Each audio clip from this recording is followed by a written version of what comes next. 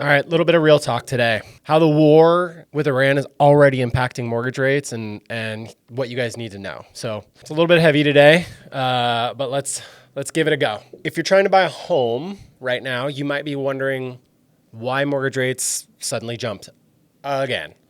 And the answer it'll surprise you a little bit. It all kind of started 6,000 miles away in the Middle East. The war with Iran is already shaking global markets, and it's starting to impact oil prices, inflation, and yes, mortgage rates.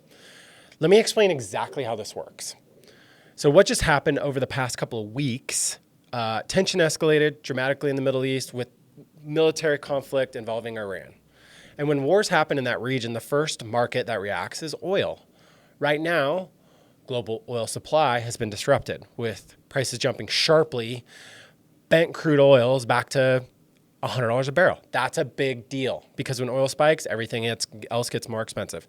Shipping, manufacturing, air travel, gas, my diesel costs. And then when those costs rise, inflation rises. The inflation connection is a big piece of this. Here's the key most people don't understand. Mortgage rates are not set by the Federal Reserve. Mortgage rates are driven by inflation expectations and the bond market. So when investors see oil prices surge, they immediately think, crap, inflation's coming back. And when inflation expectations rise, bond investors demand higher yields to protect their money. This is exactly what's happening. The 10-year Treasury yield jumped above 4.1 and is 4.2 something since the Iran conflict escalated. And since mortgage rates track those yields, mortgage rates moved immediately higher right away. So, now rates are back above 6.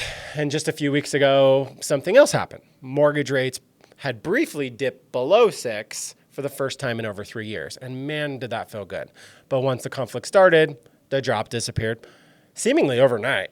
Rates jumped back above 6% as oil prices surged and investors priced in higher inflation risk.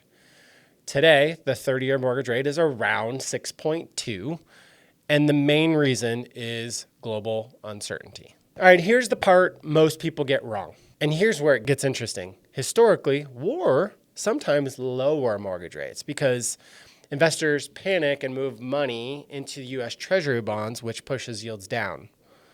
But this time, the opposite has happened. And why? Well, because the oil shock changed the equation. Investors, instead of rushing for bonds for safety, they started worrying about inflation. So instead of yields dropping, yields rose and mortgage rates followed. Now, here's the honest truth. No one exactly knows what happens next. There are two possible paths. I think scenario one, the war escalates. And if oil prices keep rising, inflation gets sticky. This means mortgage rates could stay higher for longer. But there's also another possibility, a global slowdown. If the war slows the global economy, investors may run back into bonds and mortgage rates could actually fall. This is why markets are extremely volatile right now. If you're a home buyer, what should you do? If you're thinking about buying a home or maybe even refinancing right now, here's the key takeaway. Mortgage rates are driven by global forces, not just housing. Wars, oil prices, inflation, bond markets, it all matters. And sometimes the biggest rate moves have nothing to do with real estate at all, which is why trying to perfectly time a mortgage rate is almost impossible. Instead, the strategy smart buyers use is simple. Buy the right home at the payment you're comfortable with, and if rates drop later, you have the option to refinance. The reality is, the housing market is connected to the entire global economy. And right now, the war with Iran is one of the biggest forces moving financial markets, which means it's already impacting mortgage interest rates.